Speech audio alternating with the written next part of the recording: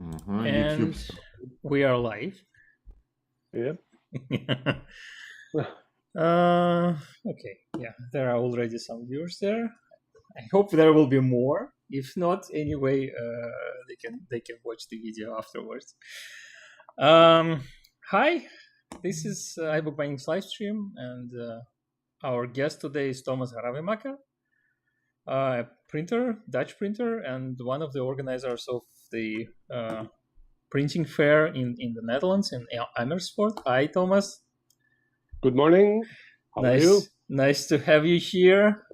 Nice to be here. And really hope that you will return in the future to talk about printing, more about printing, not about not only about the fair. My co-host is Pavel. He joins us from Bulgaria. For now, I'm Stepan. I'm in France, in Versailles, and as usual. If you have any questions, please post them on Facebook or on YouTube. We'll try to answer them. We are always happy to see comments from our viewers with their location, with the country from where they are joining our live stream. So post anyway, even if you don't have any questions. And what, Pavel? Anything else? Did I forget something? Check the links in the description, Patreon, Discord, I don't know, our TikTok channel, TikTok account or something. And let's talk about the printing fair. So, Drukkunstbeurs. Drukkunstbeurs, yes. As you probably know, the Stichting Drukwerk in Marge is the Dutch organization of private press printers and publishers. The organization was founded in 1975, and we have currently around 650, 670 members. Not all our members are printing members.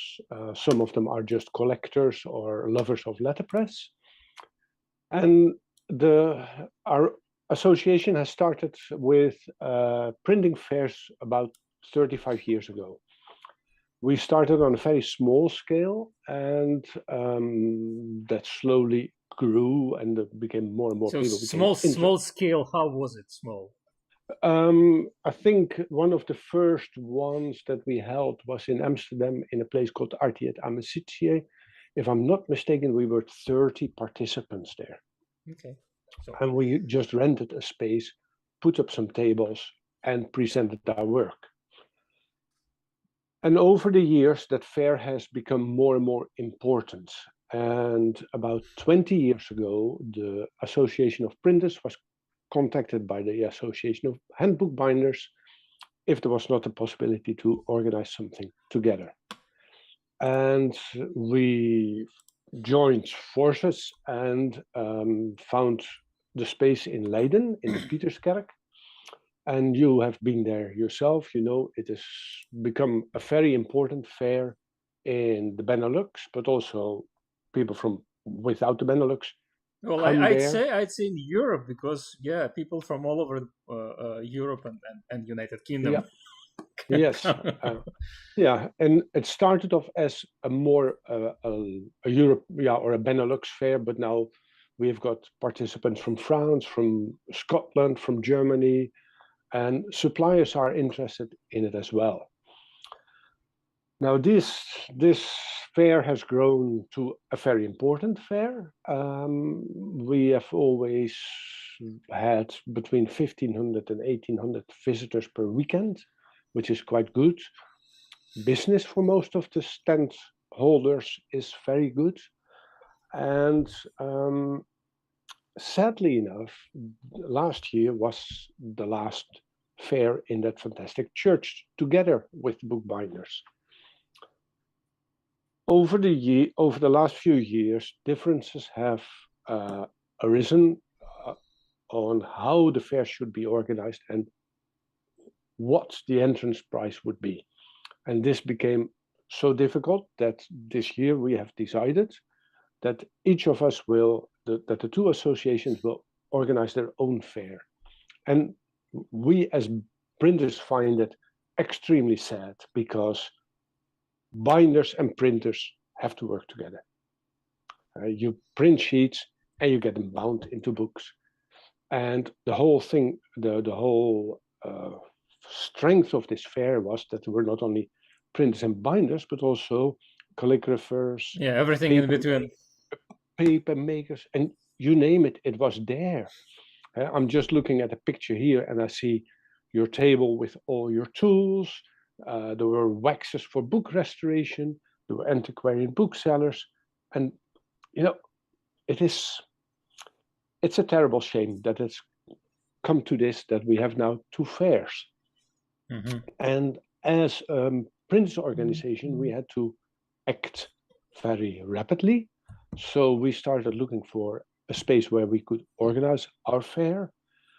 And we found that in Amersfoort, in the former toothpaste factory called the Prodent factory, which has been turned into an extremely nice venue.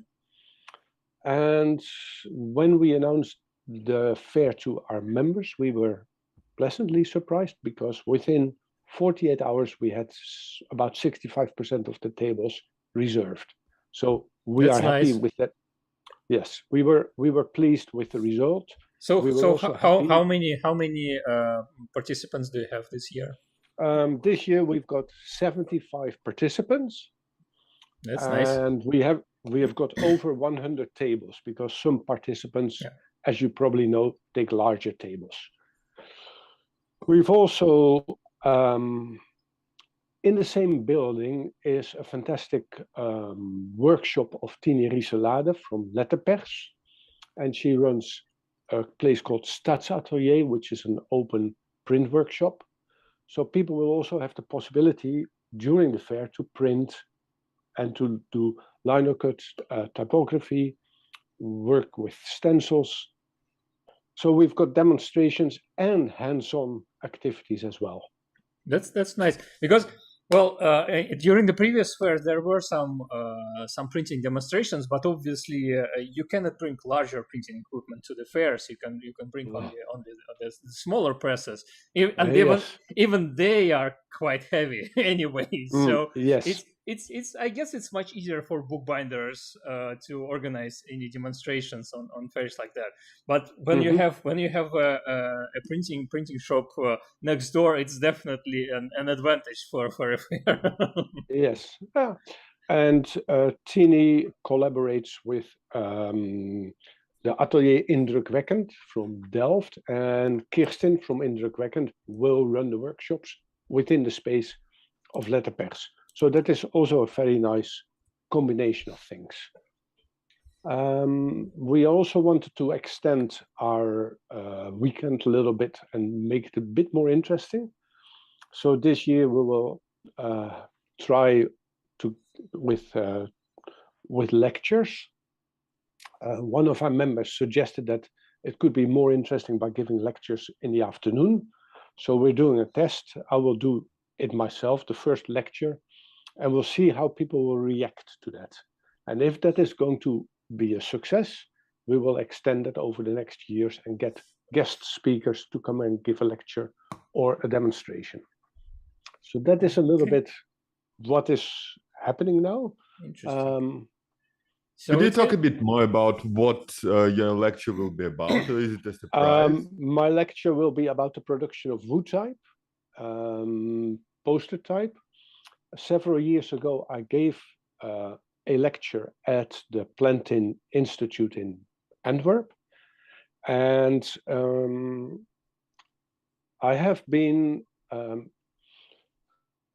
involved with making wood and plastic types over a few years, and several years ago I ordered a full fount of wood type from the Petrescu's in Romania, and the typeface that I had made was designed by a good friend of mine, Martin Major, who together with Joost Buivinga we really want to have Petrescu on our live stream or podcast at some moment in the future.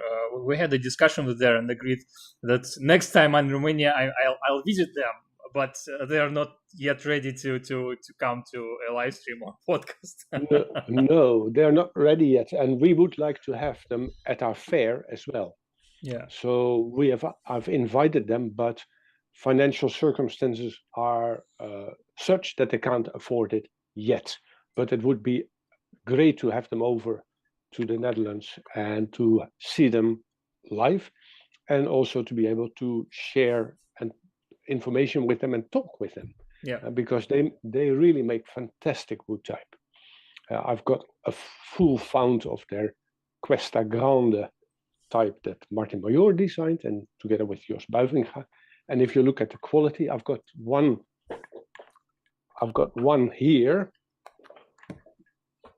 This is the Q of Questa Grande. Yeah. And as you can see, it is a fantastic fine face with really sharp. Yeah. Very sharp, and it's beautifully produced, and the type really holds up very well. So for me, that was receiving that box with the newly made type from Romania was like such a pleasure, and it prints so well. So anyway, to come back to my talk, the talk started officially or originally with that Questa Grande, and I've extended a little bit and modified it a little bit for this occasion. Okay. We also will have, I don't know if the people who follow this know that, but our association asks every year a writer or an illustrator to make a special publication for the fair. Yeah. And we print it ourselves or we get it printed. And this year we asked the city poet or the municipal poet of Utrecht, Ingmar Heitz, to write 3 poems for us. And he wrote 3 poems about drinking. And the poems have been printed on beer mats. And every visitor, every visitor will get a small folder holding the beer mats. So that is a limited edition that is never going to be for sale. Okay, now I'm doubly sad that I'm not going to Amersfoort. This is such a nice memento. Yes, it is. And Ingmar has agreed to come on Saturday afternoon. So people who want to get their copy signed by him can get a copy signed by him. That's so great. That is, we've got a very nice program. There's also another activity that our association has developed over the years is what we call Drukkunstbeurs, Printers Project. Some of the Printers Projects are organized by our association.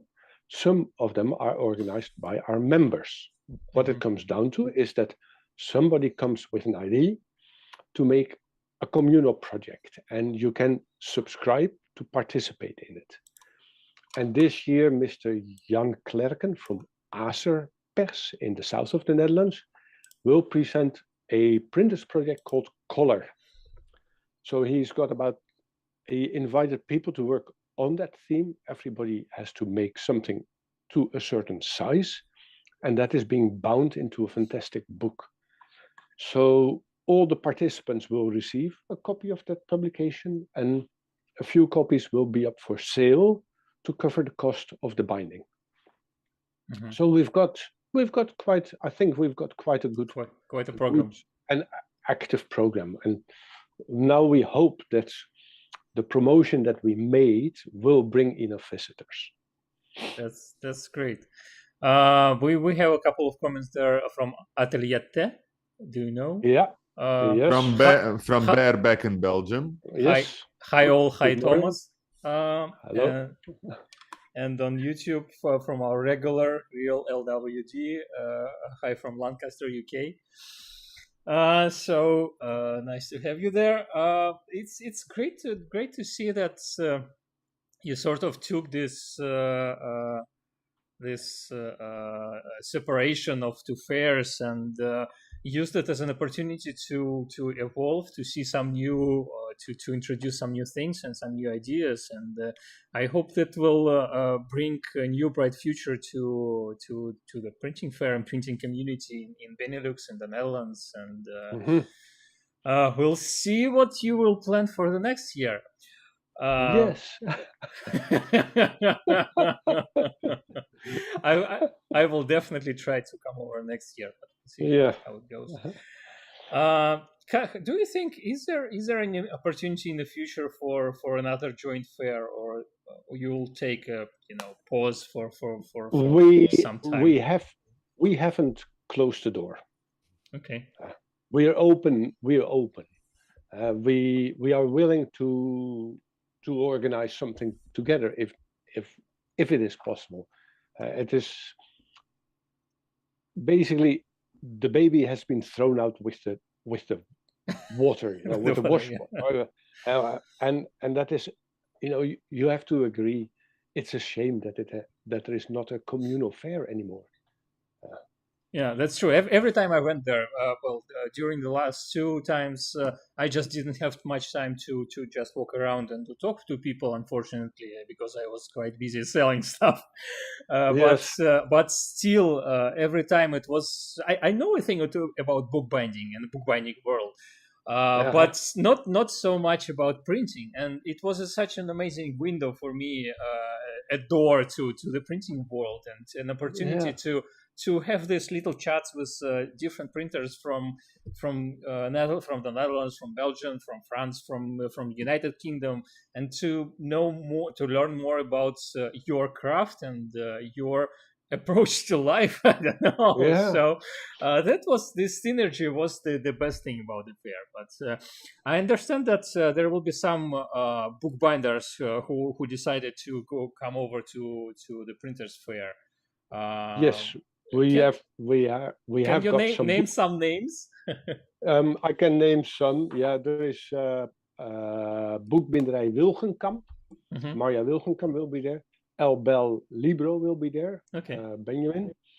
And we have got Papyrus from Leiden. Boekbinderij Papyrus from Leiden is there. Yeah. Wilma Wilma and Bert. Yeah. There are also people from all the different open print workshops are there, like Grafisch Werkcentrum Amsterdam, Grafisch Atelier Hilversum. They've also taken up tables. So it's just a little bit more than just printers and publishers. Okay. We've got the Stichting Lettergieten, the type founders will be there as well. So, yeah. I understand that it may be not really right to ask for your favorites, but what you personally are looking for to see during this fair, which presenters? It is not so much about presenters. What is so important to me, but I also think to my fellow board members, is to bring people together. I think that is what it is something that I've been doing more or less all my life since I've got a printing press, sharing information, teaching people how to use the equipment, getting equipment to the people. I'm like a facilitator. I like to bring people together, and that is what is so good about the fair. It brought so many people together, and especially in Leiden, people would walk in having no idea what they would find, and they would have tables full of inks, papers, printed books. There was always the Japanese gentleman with a kitchen machine who was making paper with children. So it was an exciting atmosphere. Yeah. And that is what we hope to find in Amersfoort again. Yeah. Every time. Sorry, Pavel, you wanted to say something. I wanted to ask you about the paper makers, because these are the people that are least clear for me who gets them, you or the other guys. It is basically the paper makers were contacted by the bookbinders. So they will probably be at Leiden this year. We have got, as far as I can see on my list, we don't have any paper makers yet, and we didn't want to go behind the backs of the bookbinders and ask the paper makers. That's unfortunate. There's some kind of gentleman's agreement that we would not do that. Okay.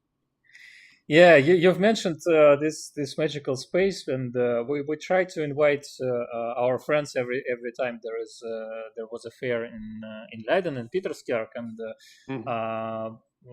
every time new people come there, I mean, among our friends, they're like, oh, it's such a magical experience. You enter this church, and then there is this whole new world of books and bookish stuff, and Yes. it's an opportunity to learn a lot of new things and to understand books better. But well, it was a magical church before. For you, it will be a magical factory. So I hope it will work. Yes, yeah. But Nice. looking at the pictures that come by, you can see that the church itself is also a magical place.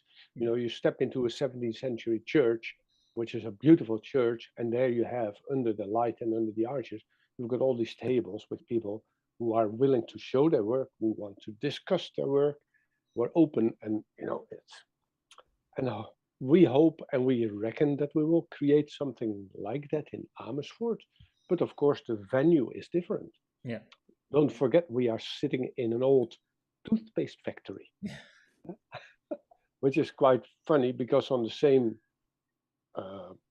grounds, on one side of the street was the toothpaste factory, and on the other side of the street, a shoe shine factory. So on one side they made white stuff, on the other side of the street the black stuff. That's ironic. That's nice. Okay. Well, I hope the fair will go as planned and much better, and that you will have a lot of visitors there. Maybe if you make some photos from the fair at the fair, or somebody else will make. I maybe Armina Gazarian will go there. I'm not sure. She told me that she may be busy, but I'll ask other people as well. Maybe we can share them later on iBookBinding. And well, there still is some time before the weekend. So the fair is happening this weekend. What it is? What, 22nd and 3rd of and 23rd. So if you are in Europe, you still have time to buy your plane or train tickets and to come over to Amersfoort. It's a bit to the east from Amsterdam, not far. It's a short train ride. Short train ride away. And another nice thing to know, the entrance is free. We have decided to make it free entrance to this fair, so everybody is welcome. And to give you a sneak preview of the little folder that we made with the beer mats. So that's how it works. We had a die made, and we did. Alex Barbet of Pastei, he was so kind, and in it we've got the different beer mats with the different poems on it, and a special Drukkunstbeurs mat. Yeah. So all letterpress printed. So Perfect. every visitor will receive that. Really nice. That is really nice. Yeah. So what else? I wanted to mention that there is a link to Drukkunstbeurs website in the description down below. I also invite everybody to check the website of the Society of Drukwerk in the Marge. It's an amazing website with a great message board there. I've bought a lot of things through this message board, and that's just an amazing place to find anything not necessarily related directly to printing, but a lot of equipment, bookbinding equipment, collectible items like ex libris, books, tutorials, anything related to bookcraft you can find there, and often for such nice prices that things are sold like in few minutes after they are posted. Yes, that's a little bit. That was also a little bit the idea behind our organization, behind our association, to enable people to buy and sell equipment at reasonable prices without too many commercial companies getting in there. And that. Back in the 1970s, the whole printing industry in Europe or in the world started changing. A lot of letterpress equipment was thrown away or discarded because offset was coming and phototype setting was coming up. And the founders of our association actually negotiated with the printers association, the professional printers associations in the Netherlands, and asked them if they would be allowed to buy equipment that otherwise would have been scrapped. And that is the basis of our association. As 1975 has been an important moment, because from that day on, amateurs could buy printing equipment. Yeah. The printers organizations were very strong and controlled their printers and the market very much. So that was the beginning of it. So we have a message, and we have a message from Amina. She says she's indeed visiting your fair. So Amina, we're waiting for the photos. Please send them to us. Yes.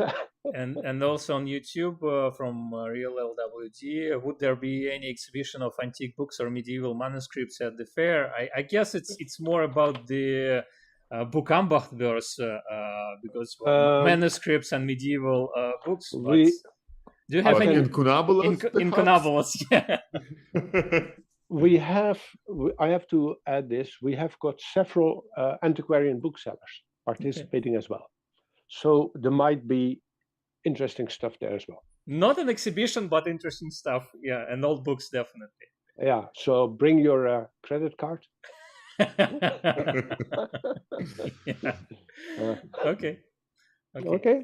So I think that's it for the questions for today, and thanks a lot, Thomas, for joining us. And it's been a pleasure. All the best. Please join us again, and we'd very much like to talk to you about your life, your work, yes, and your teachers, etc. So please join us again.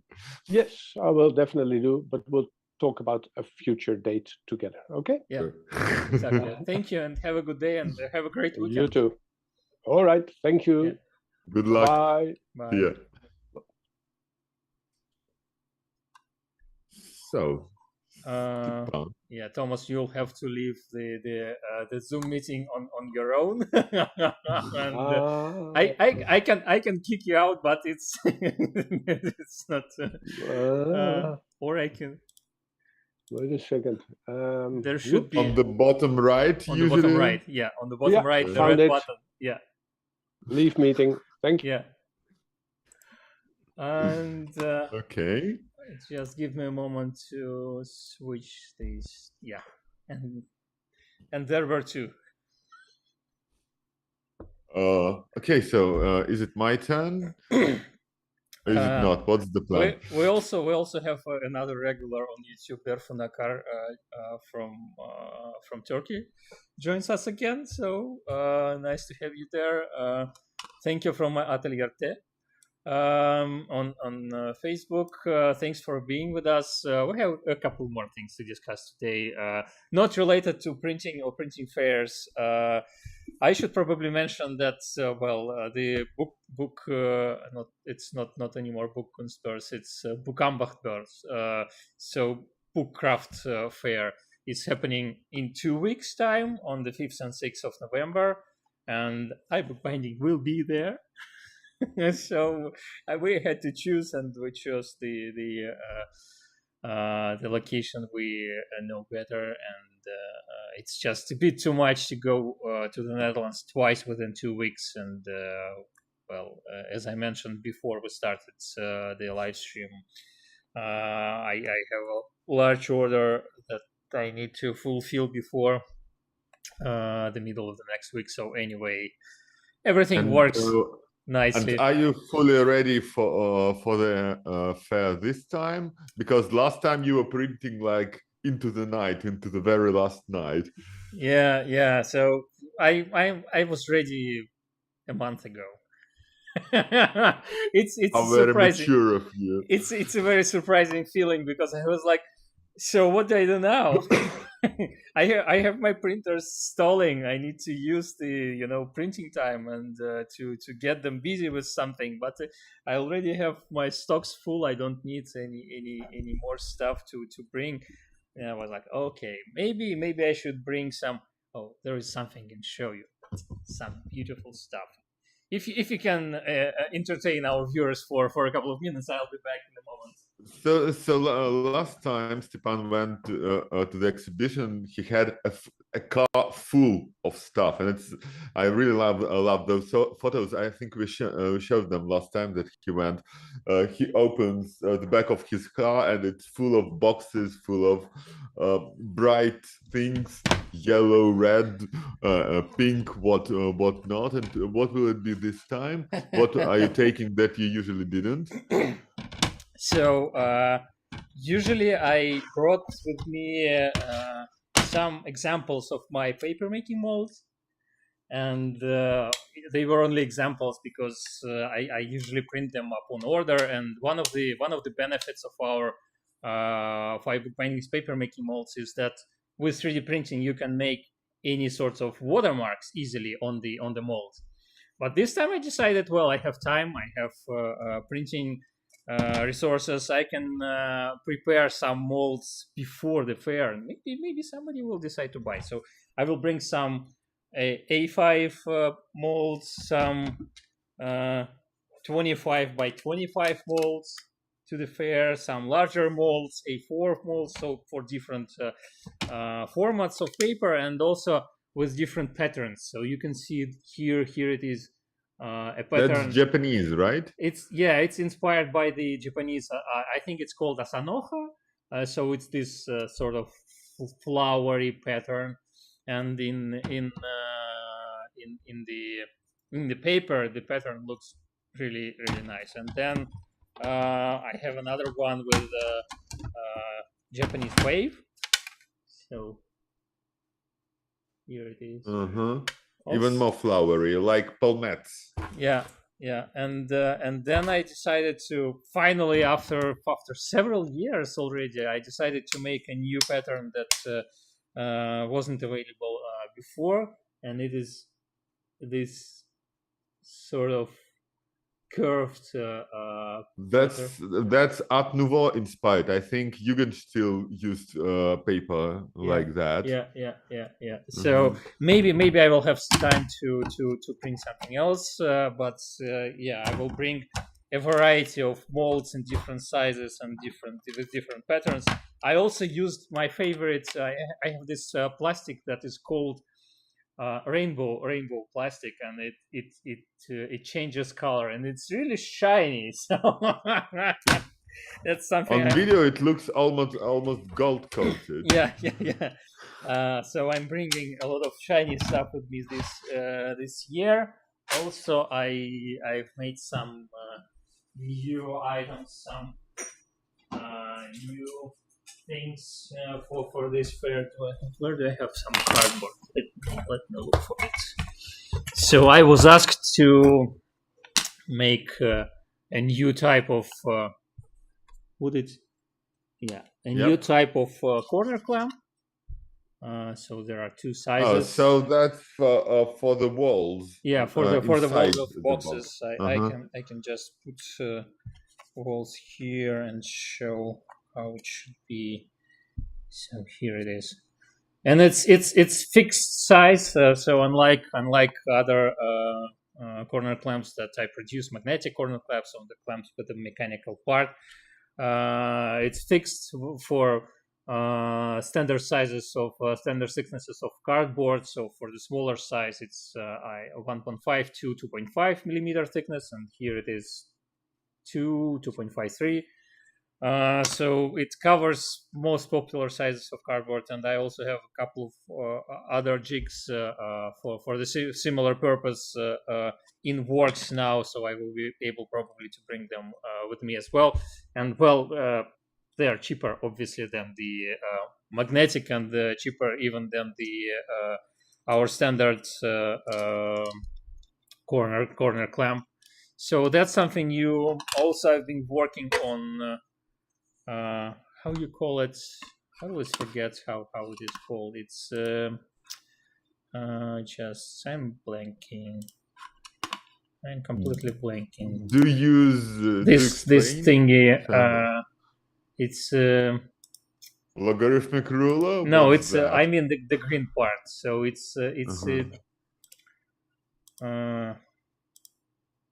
It is called it's called ruler or straight edge positioning or something like that block. So it has a What is it? I have no idea. It has a screw, so you can fix it in the exact place on the ruler, so you can measure the distance from the edge of the book cover or something like that, and then you can unscrew it and move it along. And also this one has a 45-degree angle, so you can obviously make marks at an angle, and that's something I wanted to. That's design. It's a rather simple design. I wanted to work on it for quite a long time, and finally I found some time for these corner clamps, for positioning block, for other things. So maybe there will be some other new items on our stand this year.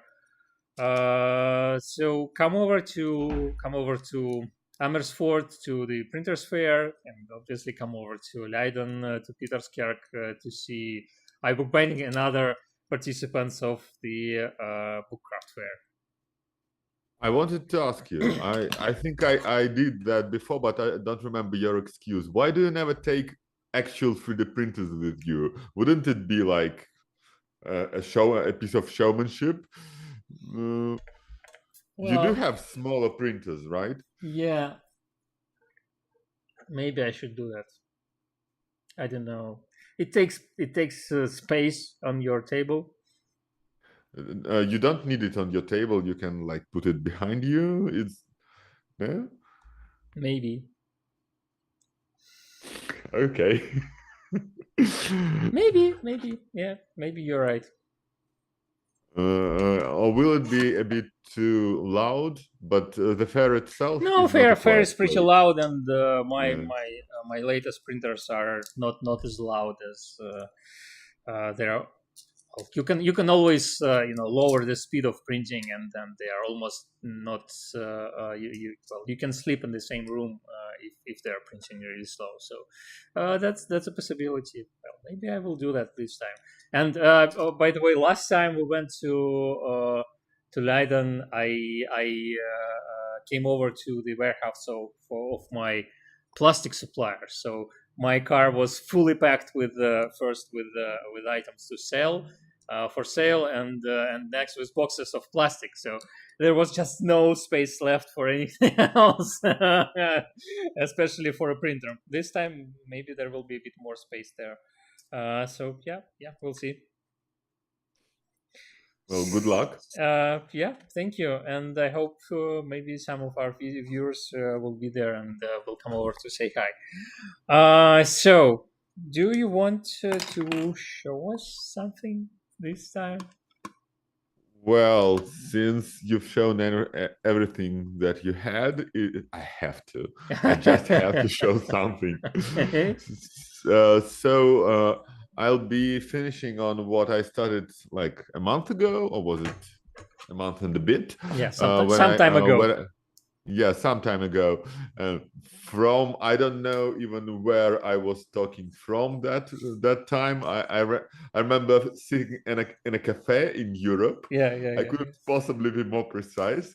And I was talking about things I saw during my travels. It's really hard with you because you're switching not only countries. You're moving, and now you're moving regularly between Serbia and Bulgaria, but you're also switching the time zone. So it's always like, oh, we're streaming at 11, and then it appears that Pavel is in Serbia, and there is no time difference for me in Pavel, and we have to move our live stream or something. So yeah, it's fun. So last time I was mostly talking about Prague and a bit about Berlin. Yeah. And this time it will be the other way around. I remembered one thing from Prague I didn't show, and then I'll show you a few of the bookish places in Berlin. And again, if you are in Berlin, you can spend days going to museums and looking at bookish stuff. Last time I showed you 2 places, I think, and today there will be a few more. So let me start. How do? Oh no, I can't. Okay, so Prague. I forgot to show you this. I can't see you. That's better. Without seeing your reaction, it's teaching black squares. I see a lot of flowers. So this. Let me show you the general view first. So this is a library in a Renaissance palace in the center of Prague Castle, and obviously this is a recreation. Okay. These don't look like real books, at least to me. Maybe some of them are, but I'm not sure. This is a library of that very alchemist that we talked about last time. So this is the very beginning of 17th century, and I'm not sure. I tried to read the names of the books. The ones I could read were mostly dedicated to herbariums or descriptions of animals, but some were also philosophical. So this was probably more of a design choice than a clue. And I like it's the numbers. It's like these modern libraries that there are companies that turn your bookshelf into a large picture. So they print how you call it, super обложки, the dust jackets for the books, so that the spines form some sort of a picture. And it was really a thing a couple of years ago, and then there were a lot of discussions about how it works. And it's an easier way. So in the 19th century, there were people who sort of spent lots of money on turning all their books in their libraries to have this single style or the same style. And obviously, it's when you have a couple of thousand books, it's a lot of bookbinders' work and a lot of money you have to spend on it. But it's a poor person's option to use dust jackets and to turn your bookshelf into a view of, I don't know, Tour de Fel or something like that. So. I don't know. I have some very mixed reaction to this. On one hand, it reminds me of people who sort their books by color. Okay. On the other hand, it could be fun for a kids' bookshelf, so that they could play it and rearrange it. So it has this element of a puzzle. Kids and the medieval or Renaissance libraries that just do not match together. So this is that, because I've never seen anything like it. I thought I'd share it with you, and I highly recommend that you go to the Prague Castle. I know it's one of the most touristy places in Prague, but still there are lots of things to see. And the palace is rarely visited, even though it's included on the standard fare to visit the castle. Mm-hmm. If you go to the castle, certainly you'll go to see the cathedral. And on the same ticket, you get to visit the palace, and the rooms are nice. The architecture is amazing, and there are little hidden gems like this one. So do that. So that's about Prague, and now let's talk about Berlin. So there's lots and lots of things to show. So one of the museums I went to was the Neues Museum. It's one of the archaeological museums on the Museum Island in the center of Berlin. It's one of the less visited ones. It's relative. Still, there are lots of tourists, but it's easier to get into the Neues Museum. You usually don't need to buy a ticket in advance. And it's very, very diverse and very rich in what it covers. For example, I remember how a few months ago we talked to Dimitris about his project dedicated to the famous bust of Nefertiti. So I went and saw the bust. Obviously, of course I did. And it was the only place in all of the museum where you couldn't take photos. So you could photograph the room from like 50 meters, and that was the closest you could do.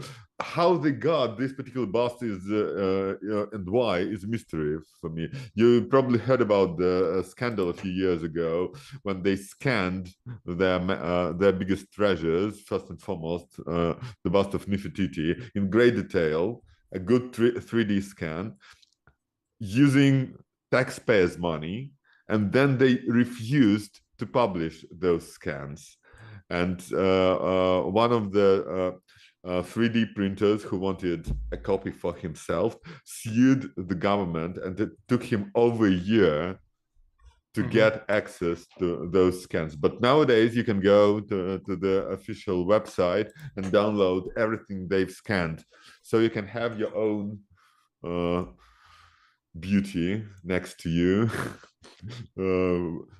Even with one of her, as you remember, she's not finished, and she doesn't have one of her eyes finished, but they have two scans, one of them with both eyes complete. One of them finished. Yeah. So you can 3D print it, 3D print a finished model.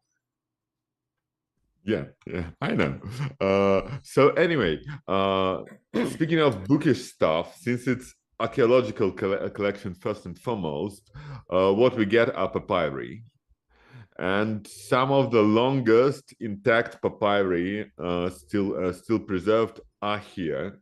Like the British Museum, the museums of Berlin are full of colonial treasures. I think in a decade or so, there will be many fewer things to see in Berlin, so go and see them now. The train is starting to go slowly. Things are being returned, and the Neues Museum has returned a few things to Africa and Asia. So we'll see how it goes. But for now, you can see pretty much everything there, and the papyri. It's interesting to I don't know, to speculate on what will happen to the Russian collections, especially as some of the Russian collections include a lot of stuff from German collections. Well, actually, from this in this very museum, there are almost everything is original, but there are a couple of sub-collections, mostly of prehistoric artifacts, where they display copies, and there's a big sign saying that the originals are somewhere in Russia. Yeah, yeah. Not on display, barely known to scientists and inaccessible to scientists, only accessible for photographs.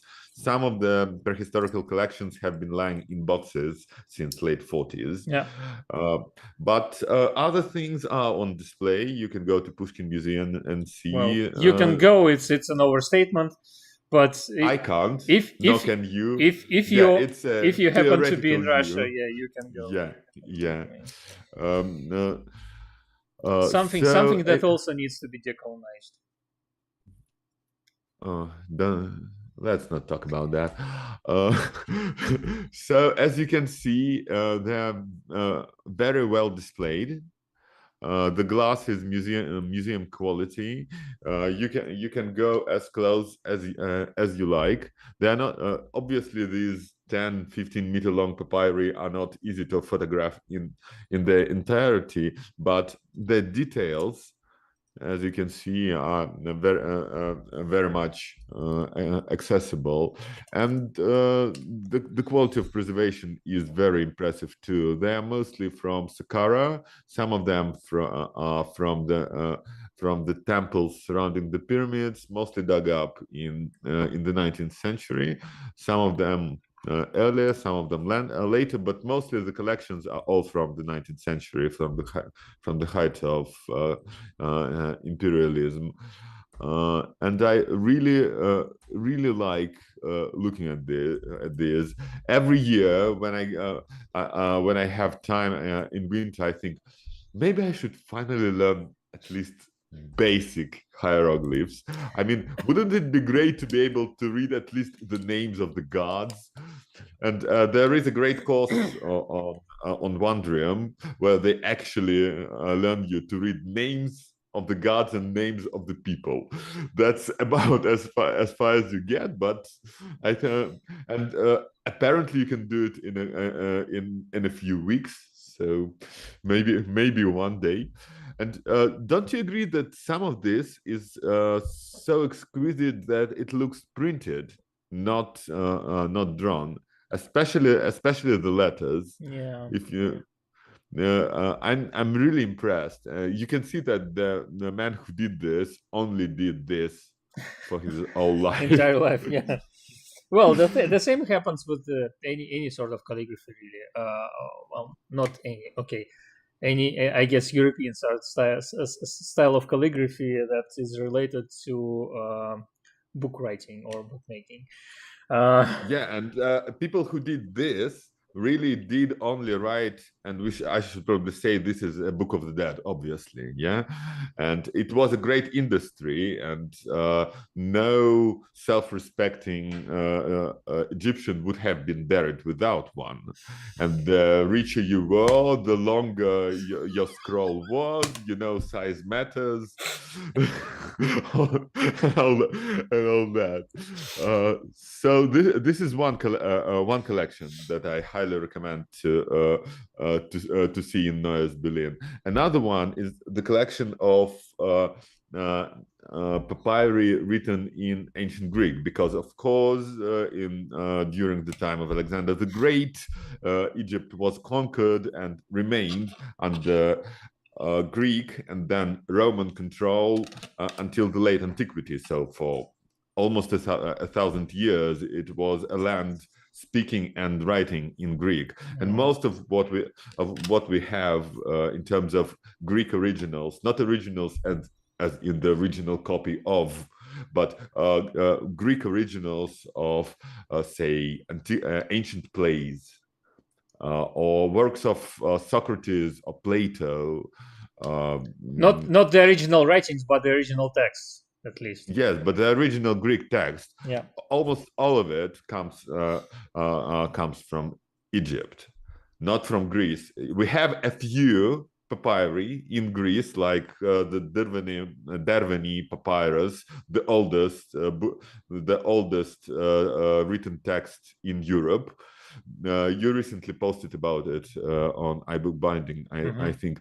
But papyri in Greece, you can count them on fingers of your two hands. There are of any sort of complete state, there are like 7 or 8 of them, whereas in Egypt there are hundreds and hundreds. Again, these are sometimes full texts, but in most cases it's at least a page. Say we have Sappho, at least you can read something. Yes, at least you can. In case of poetry, it's often the whole thing. Like a couple of years ago, they found a new text by Sappho, a new full text by Sappho, and it's like one of only 4 full poems preserved by her. And Berlin has that too. So I wanted to reshare to show you video. Let me do that. I really like the system of how they show that. So optimize. Yep, and here it goes. So you press a button. Can you hear me? Yeah. Still? Yeah. So you press a button, you select a type of text that you want, like mathematical text or astronomical texts or poetry or ancient theater, and they have this 4 or 5 level deep rack, and it goes out. And here we have some illustrated examples. like half of the illustrations of literal texts are currently in Berlin. Let me do that again. Sorry. And let me show you some of the examples, because you can see that they're really big. So this is not like these are not Dead Sea Scrolls, of which one scroll has 10,000 fragments, right? There's a full text. So clearly this is Greek, and from what I remember, this is New Testament. Some of course are fragments, but this particular one is has some music notation on it. So here are two examples of music, and you can hear the music there. Of course, it's a modern reinterpretation. Yeah. They didn't have any bass lines. You could they drew the overall. You know how it goes, lower or higher, okay, yeah. but no bass tone, and we don't really know how where to start, and also how the instruments were set up. Yeah, we know the scales because of the ancient texts describing them, say from Aristotle, but we don't know how the instruments sounded. We have the instruments, but we don't have the strings. They're not properly set up. We have flutes, but again, we have only parts of them. So there is a degree of interpretation there, but you can still hear it. There are also a few ostraca there. And what is that? What's that? What's the language here? Is it also Greek? Yeah, it's also Greek. And here, a small fragment of Homer on an ostracon. Even that. Now, this is a much more impressive piece of work. Look at the letters. I wonder if I can show you. This is a much more professionally written text. Again, it's not the highest quality that we get later in codices, but it's certainly not a letter to a friend to bring some groceries to your birthday.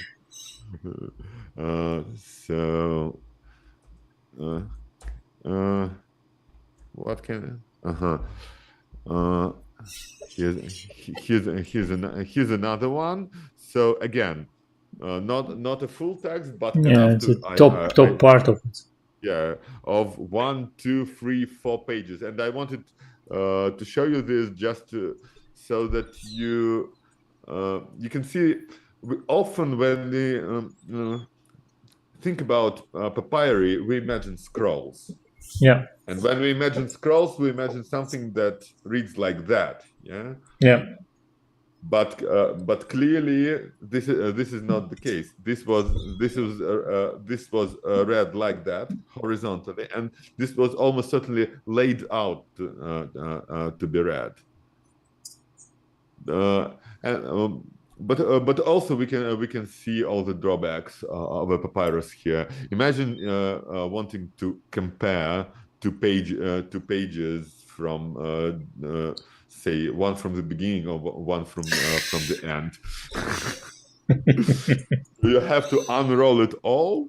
Okay, you probably have slaves if you have interests like that, but still, running back and forth wouldn't be fun. This is certainly New Testament. You can see the later form of writing. This is probably third or fourth century, and here I have a few examples of illustration. We should probably talk some other time about all the surviving antique illustrations on papyri. There is this term papyrus style, and much of it you can see by yourself in this museum. It's very impressive. Other examples are in the Louvre, where they are only shown temporarily from time to time, and in British Library, where you can see one example on permanent display, and others they only show on exhibitions. As you can imagine, papyri with illustration, not the easiest thing to show without damaging it. But here you can't. There should have been an example of an illustrated play. I must have missed that file, but still, it's one of the earliest illustrated book fragments that we have. It's like 2nd century, and considering codices, European style codices, were not illustrated until at least 5th or 6th centuries. It's very early, but there is a certain continuation. So if you're interested in the early history of illustrated manuscripts, you should go and see. And also, it's fun pressing buttons and and seeing the shells going in and out. Great fun. So I enjoyed it immensely. Good to live in the era of interactive museums. Oh yes. I still remember what it was like 20 years ago. Yeah, you do. So now for something completely different, just to show you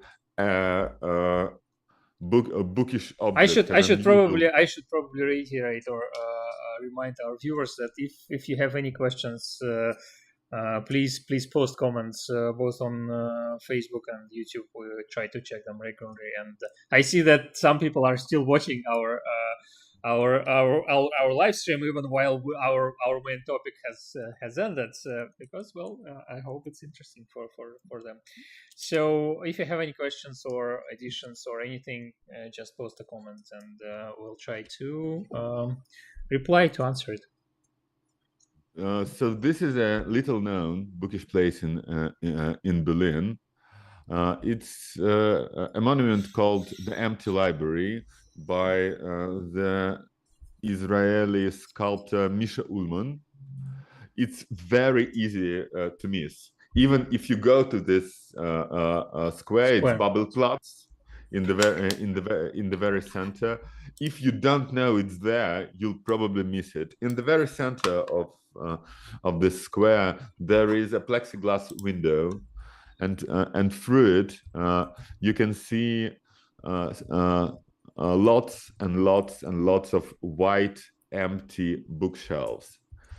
And the reason for that is it was on this very place in 1933 that the first great book burning of the Nazi era happened. This is where the books by Oscar Wilde and other degenerate poets and writers was burned. This is where Jewish libraries were burnt in their entirety. This is where the collection of the first sexological institute was burned. This is interesting moment. Sorry to interrupt you, to mention that I recently had a first experience with Nazi commenters on our YouTube channel, which was quite surprising, because we had some. We had a racist one. We had a racist one during the live stream, but we removed it pretty fast. Pavel did it, and we blocked the person. But then another person came over to our podcast dedicated to Ukrainian book history or something like that, and we talked about book burning there. Oh no! It was another live stream about the destruction of books. Book burning live stream. And we talked exactly about book burnings, including book burnings in Germany. And he posted 2 comments or something like that, and it was like поток сознания. How do I forgot the flow of conscious? Flow of conscience of some sort about you should consider who they were burning, and that was destroying all this sort of nonsense and destroying our Germany or something. Okay, well, yeah, sorry, it was such a strange... bizarre. Yeah, I know, it was bizarre. I know. Yes, but this is a very important place for me personally, because on this spot the library of Magnus Hirschfeld of the Sexological Institute was born, and he was the very first pro-gay advocate in the world. He was a sexologist. He was gay, but he wasn't out, understandably. But he was the first public intellectual to defend homosexuality not as an illness, but as a variant of the norm. In fact, the gay identity, as we know now, was born in the walls of places like this institute, and in this spot.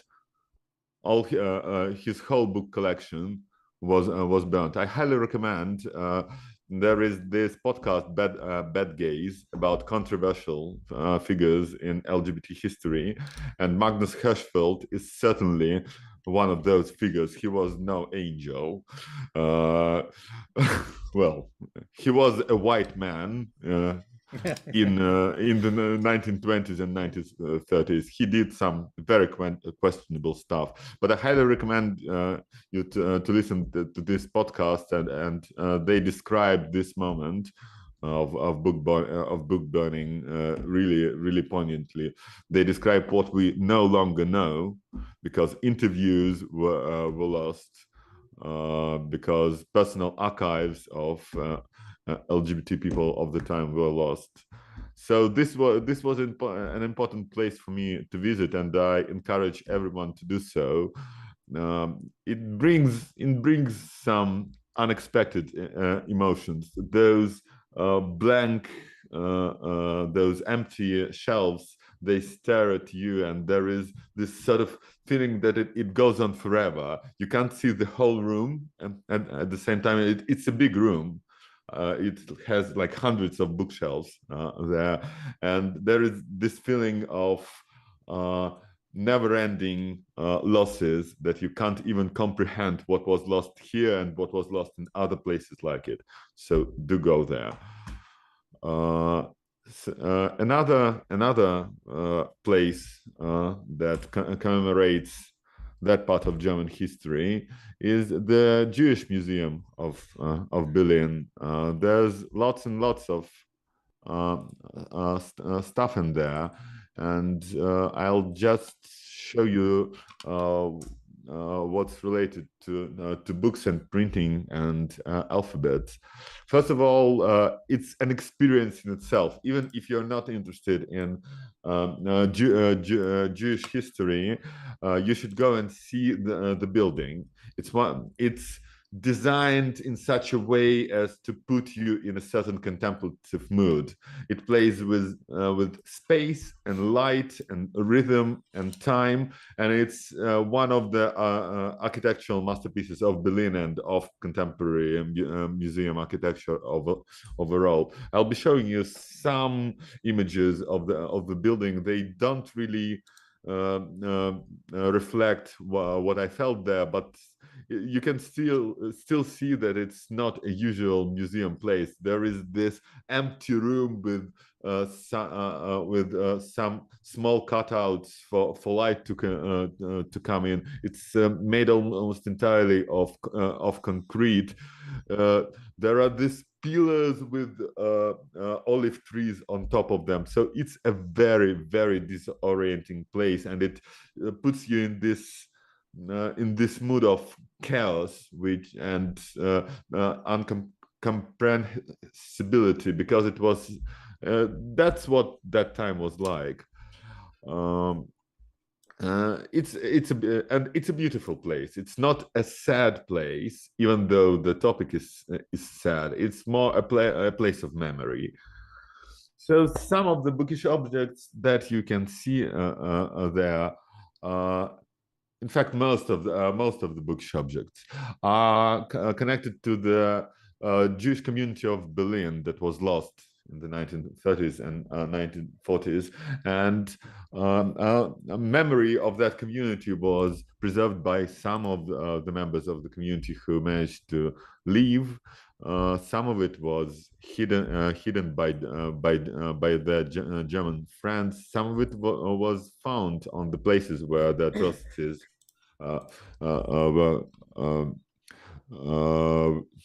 took place. Yeah. So this is one of the biggest Torah scrolls that I saw there. It's 19th century and very well preserved. It was hidden. It was taken out of Berlin and preserved and donated to the museum. And so much of its collection has been donated by families who lived, who managed at least in part to survive that period. And let's not forget, Berlin, like Vienna, say, was one of the great centers of Jewish life. There wasn't like 1 or 2 or 100 Jewish families. There were great businesses, there were Jewish theaters, there were libraries, there were intellectuals, there were philosophers.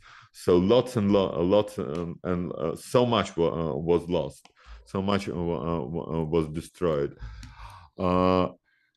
Here's another nice example. You can probably tell what it is.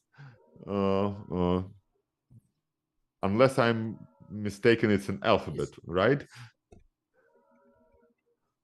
Isn't it? It's something school related. I don't know what the idea behind the groupings are. Why are letters grouped that? I'm surprised by the groupings, but I studied Hebrew, but I don't remember well enough to decipher the reason behind the. So that's like an 18th century school kids alphabet cheat sheet from Berlin. Another, it's not just about the 20th century. It's also about the prehistory of Jews in Germany and Berlin in particular. And I really like this one part where they show books in different Jewish languages. Because of course Hebrew is not the only language written in Jewish alphabet. There were and still are other languages like this. This is Judeo-Persian. So the language of the Jews of Iran and surrounding countries like, say, Armenia. This is probably a good a moment to mention one of our guests, Alexander Gordin, with whom we recorded a podcast quite some time ago and haven't published it yet. And I hope we'll be able to finally publish it soon, because we talked about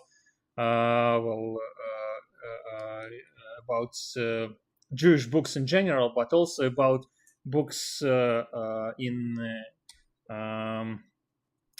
Jewish languages written in Arabic, books.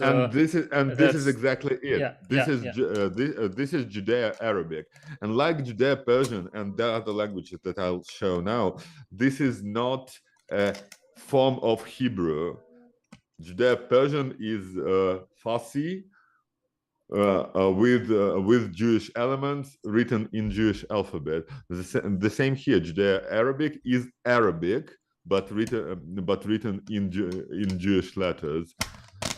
Let's not forget that Jews and Arabs have been cohabitating for what?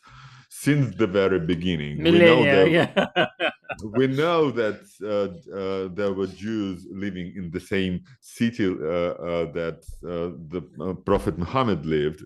So this is probably Ladino. No, this is Yiddish. So this is German. written in Jewish letters. Well, sort of German. And this is Ladino. Yeah, so this is Spanish. If you know even the basics of the alphabet, in all those cases you can find familiar words, especially in the titles. Yeah, that's true. This is definitely not Hebrew. So if you know German and you know Hebrew alphabet, you can sort of read it. So that was interesting.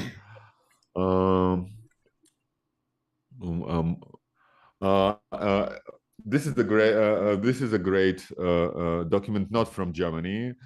This is a small amulet with a fragment of one of the main Jewish prayers. And it's about this big, so it's the size of a postage stamp. You can see it was written on metal, some kind of metal, probably bronze, because it's like 2,500-year-old thing, and it was rolled and worn as a pendant. A very, very old example of Jewish writing, not the oldest, but a very old one. It's not easy to find examples like that in Western museums. So if you're interested in the early history of Hebrew writing, it's a thing to see. There were also some medieval books, unfortunately rebound. This is one of only 3 medieval Jewish Hebrew manuscripts preserved in Germany. Most of them were either transferred out of the country or destroyed, lost. Yeah. Yes. This is just this year for us, where we talk about destruction of books just on such a regular basis. This doesn't help. Well, it's the times we live in. There was also, I always like to see that, Hebrew fonts. I don't know, somehow seeing this melding of European technology with Jewish letters just reminded us of just how big a role Jews played in European history, and they have long been a part of European history. They are not outsiders. The first printed book in Hebrew appeared like 10 years after Gutenberg's time, and if you believe the recent news, 100 years before that. we won't be going into that, and that's we can go a bit into that, because next week we have we already know who is the guest on our live stream next week, and it will be Franz Weyer. I'm not sure if I'm pronouncing the last name correctly. I'll double check it. But she's an expert in early printed books. So this will be one of the topics we will definitely discuss next week. So more about printing, more about printing next week, sort of.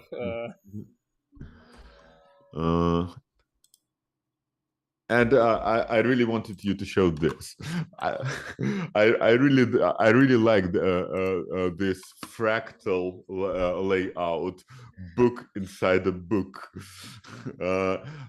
It's a famous book. I've never seen it with these illustrations. It's a memoir of a Litvak Jew from the late 19th century of his. He's a bit like Gashek. He's very, very ironic about everything. He doesn't say anything without joking about it. But I really like. Is it a lot of sex as well? Oh yeah, but I really like this. I don't know what is supposed to be written on there. I tried to read it, but I don't get it. I just like the presentation, and not just one book inside a book, but two. Somehow very disorienting. A really cool edition too. Then of course there was this. I've never seen this before. I've seen individual signs, but somehow when you see this whole mass-produced, every single of those yellow stars represents a life in danger, and almost certainly a life lost, because if people got caught into ghettos and marked with it, there wasn't much chance after that, and it was just mass produced like any other thing, and again printed. Well, Germany is about efficiency, and this is one of the representations, unfortunately. Oh, is it? Sorry, this can't be it. I wanted to show you more, but is this it? No. In this folder, that's it. Yeah. Oh.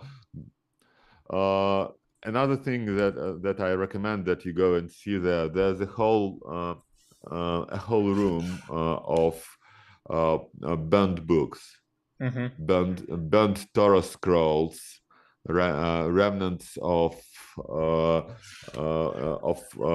pocket diaries, and it's something that stays with you, and every single one. What I like about this museum, every single object has a story. It's not like usual explication with how it was made and where when it was printed and who owned it. It has that, but it also has a history, because most of those things were preserved by families, or were found in places of atrocities, and it's not written in the preaching language. It's really touching. So do go there. So this was the Jewish Museum. So there's a question from Berfonakar. It was very interesting. Thank you. Have you made a list of places you've been to so far? Maybe it will be a useful thing to just post a list. That's true. Remember on iBookBinding books website, you used to post bookish places. Bookish places like bookish Amsterdam, bookish Antwerp, bookish Moscow. I certainly haven't seen everything that bookish Berlin has to offer, but I've seen some of it. I could make a list. Yeah, that would be nice. We'll post it then later. Okay.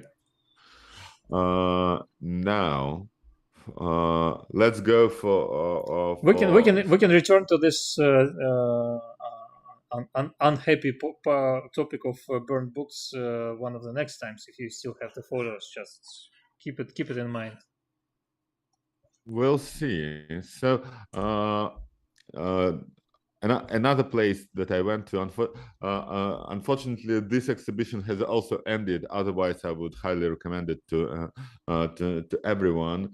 This was Gropiusbau in Berlin, a nice former palace, a private museum dedicated to contemporary art, and the exhibition was by Louise Bourgeois, who you probably know for her giant spider sculptures. So one of the classics of the 21st century sculpture. She died very recently, and this was dedicated to the lesser known work of hers, and in particular to her textile-based works. Those were mostly soft sculptures, which were amazing, but a part of the exhibition was dedicated to her textile books. And this is something I've never seen before. And let me, they weren't displayed as books, but as individual pages. And thus you could see how they were made. What I particularly liked is how the binding was made. So it was clearly it's a screw post binding or something like that, or step binding of some sort. I don't know. I think it was just you know this, like menus in some of the restaurants, they have screws near the spine and you can disassemble it, and there are like 4 holes here, and probably but I like that those are holes like you do for buttons, or buttons on your shirt. So it's somehow it's very much a part of feminist discourse nowadays, that women often have to express themselves through traditional crafts, because like serious art was long not accessible to them, and now they're reclaiming it and making really serious art out of it. So these were books, often with text, but not always. This particular one was about it's a translation from French into English of a philosophical poem about travel in space and time, and it's such a nice thing. I just can't imagine. Can you imagine owning it and checking all those textures? And you can see on the left there are several techniques here. There's printing, and there's collage, and there's quilting. embroidery. Again, those buttonholes. The woven child. I really like the cover.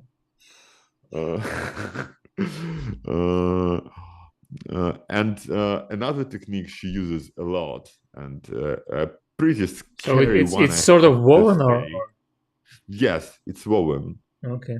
And somehow I find it very scary, especially here on the left, where we can see a profile of pregnant woman.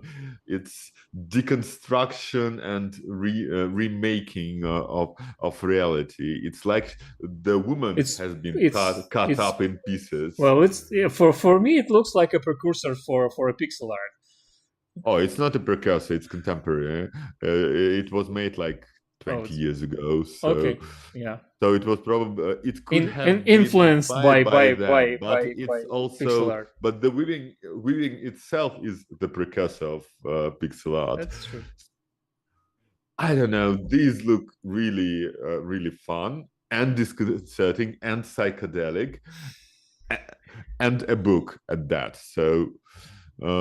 And they're made of found textile, often made out of her own clothes. That was a big thing for her. Late in life, like in her 70s or 80s, she inherited a house back in, I don't remember her native place, but it used to be her childhood and teenager and early adulthood home, and she found boxes and boxes and boxes of her clothes, and she made sculptures of them, and she also made these books, and they are impressive inside. So this is what Ode à l'oubli, whatever that means. So this is what oublier is forgetting, or ode to forgetting, or something like that. Ode to forgetfulness, maybe. Forgetfulness. So it's what 35 pages, all rather different in style. Some like this. This is halfway between collage and sculpture, I'd say. Some texts.